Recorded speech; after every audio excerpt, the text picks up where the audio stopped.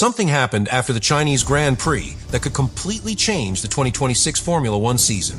Mercedes dominated the entire weekend in Shanghai. Pole position, sprint victory, and a commanding 1-2 finish on Sunday. From the outside, it looked like total control. But only hours after the race ended, Ferrari engineers began analyzing the telemetry from the long straight in Shanghai. And what they believe they found has triggered serious questions inside the paddock. Because according to Ferrari's internal data, the Mercedes power unit behaved in a way that should not be possible under normal energy deployment. While every other team suffered power drop near the end of the straight, the Mercedes cars kept accelerating. Smooth, constant, almost like the hybrid system never ran out of energy. If that observation is correct, it could mean Mercedes has discovered a hidden advantage inside the 2026 hybrid regulations. An advantage that could explain why they looked untouchable in China. And if Ferrari's new evidence is confirmed, Mercedes could soon face one of the first major technical investigations of this new Formula One era. Because the real question after the Chinese Grand Prix is no longer who won the race. The real question is much bigger. Did Mercedes simply build the best engine in Formula One? Or did Ferrari just uncover something that could force the FIA to intervene before the championship slips away? At first, the Chinese Grand Prix looked like a simple story. Mercedes arrived in Shanghai already looking strong. From the very first practice session, the W17 appeared perfectly balanced. George Russell was immediately fast. Kimi Antonelli looked just as comfortable. And as the weekend progressed, the gap to Ferrari slowly became clearer. In qualifying, both Mercedes cars locked out the front row. Antonelli on pole, Russell right behind him. Ferrari was close, but not close enough. Lewis Hamilton qualified third, Charles Leclerc fourth, just a few tenths away, which in Formula One is a huge margin. But the interesting part was not where Ferrari lost time. It was where they gained it. Through the first sector of the Shanghai circuit, the Ferrari looked extremely competitive. The car rotated well in the long, opening corners. Both drivers could attack the entry and carry impressive mid-corner speed. Then in the middle sector, where traction out of slow corners becomes critical, the SF26 looked even better. The car had excellent drive on corner exit. Both Hamilton and Leclerc could put the power down early without losing stability. From a chassis perspective, Ferrari had built a very strong car. In fact, several engineers inside the paddock quietly admitted something surprising. Through the corners, the Ferrari might actually be the better machine. But every time the cars reached the long straight in Shanghai, the same pattern appeared. Mercedes pulled away, not violently, but consistently, meter by meter, lap after lap. Ferrari would exit the final corner, close enough to think about an attack. Then halfway down the straight, the gap would begin to grow. By the braking zone, the opportunity was gone. This happened so many times during the race that Ferrari engineers began to focus on one specific question. Where exactly was the time being lost? The initial assumption was simple: engine power. Mercedes has historically built the strongest hybrid engines in Formula One. So the first theory was that the Mercedes internal combustion engine simply produced more power. But when Ferrari engineers examined the data more closely, the explanation became less obvious. Because the deficit was not constant. The Ferrari was not slower at the beginning of the straight. In fact, during the first phase of acceleration, the two cars were almost identical. The real difference appeared later, near the end of the straight. That was the moment when the Ferrari began to lose speed. And that moment had a name inside every Formula One garage: clipping. It happens when the hybrid battery runs out of deployable energy. Once the electrical boost disappears, the car continues accelerating with the combustion engine alone. But the rate of acceleration drops. And in a sport where every fraction of a second matters, that drop becomes very visible. Ferrari experienced it. Red Bull experienced it. Almost every team experienced it in Shanghai, except Mercedes. Their cars continued accelerating smoothly almost until the braking zone, which immediately raised a very uncomfortable question inside Ferrari's engineering room. How is Mercedes delaying the clipping point for so long? Because under the 2026 power unit regulations, every team operates under the same limits, the same battery capacity, the same maximum deployment levels, the same recovery restrictions. In theory, no team should be able to stretch hybrid deployment much longer than the others. Yet the data from Shanghai suggested that Mercedes had found a way, a method to keep electrical power flowing just a little longer. And in Formula One, that tiny difference can change everything. Because if a car keeps full hybrid deployment even 1 second longer on a long straight, the speed advantage compounds. More speed creates more distance. More distance makes defending easier. And suddenly the entire race dynamic changes, which is exactly what Ferrari saw happening lap after lap behind the Mercedes cars. At first, the engineers believed this was simply superior efficiency. But when they started comparing multiple laps from different parts of the race, another pattern began to emerge. The Mercedes energy delivery looked unusually smooth. Not aggressive, not spiky, just a long, steady release of power. And that detail was enough to start a completely different line of investigation.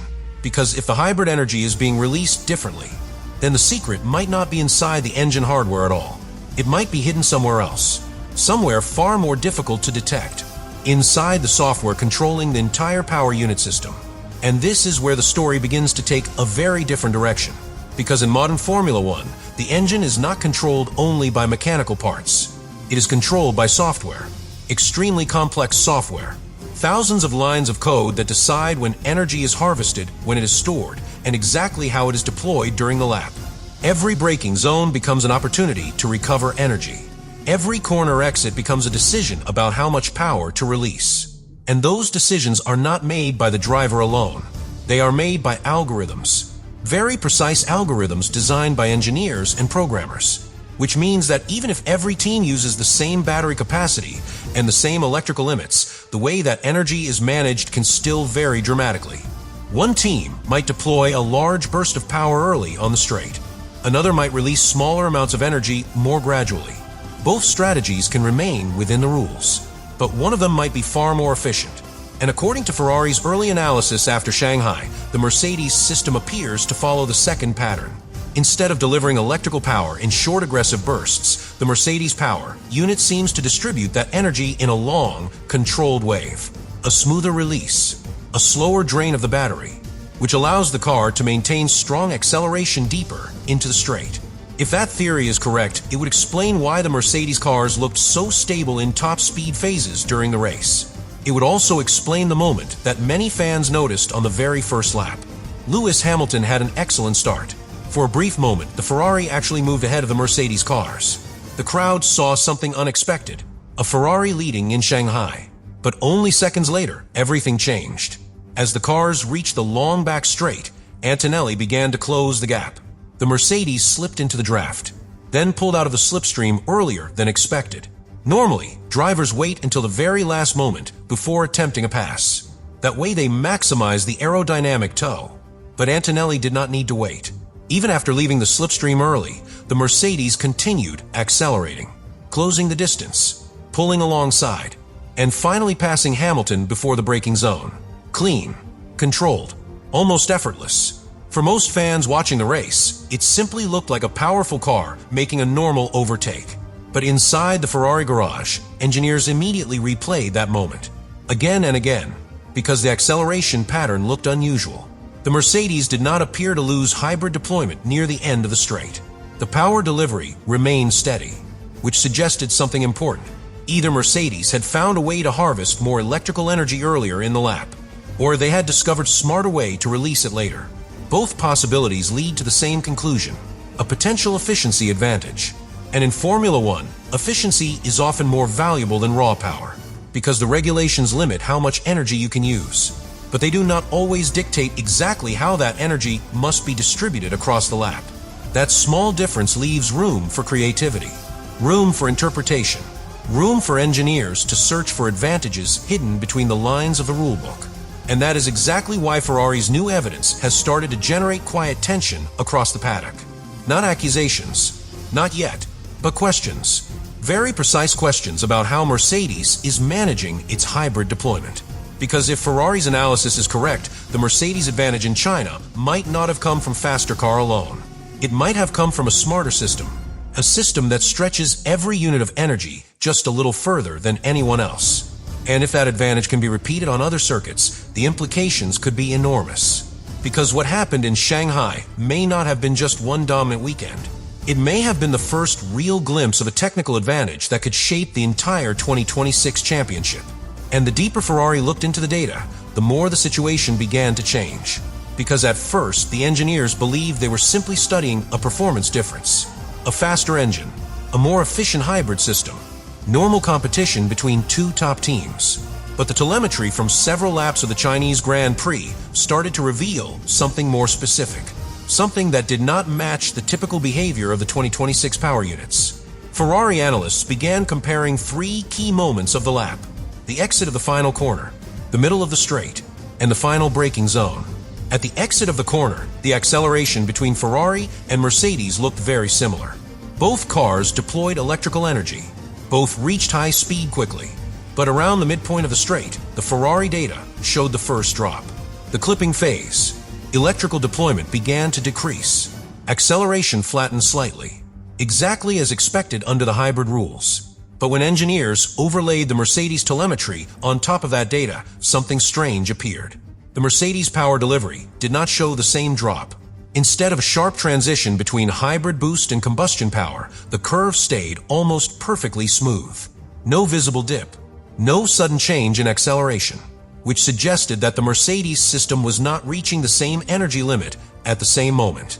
In simple terms, the Mercedes car still had electrical power available when Ferrari had already exhausted its battery deployment. And that difference might seem small, but on a straight as long as the one in Shanghai, even half a second of additional hybrid boost can produce several kilometers per hour of extra speed. Enough to defend, enough to attack, enough to control an entire race. And this is exactly what happened during the Grand Prix. Antonelli was able to pull away from Ferrari whenever he needed. Russell could defend comfortably whenever Hamilton or Leclerc approached. The Mercedes drivers were never under real pressure on the straights. And that pattern repeated itself for the entire race distance.